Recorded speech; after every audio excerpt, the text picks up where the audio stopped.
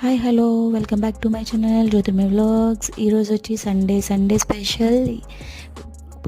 పొద్దున్నే early morning లేసి ఇలా డ్యాన్స్ వేస్తే ఎంత బాగుంటుంది కదా. సో మాకు ఈరోజు వచ్చి మ్యారథాన్ అనేది ఒక ఈవెంట్ జరిగింది.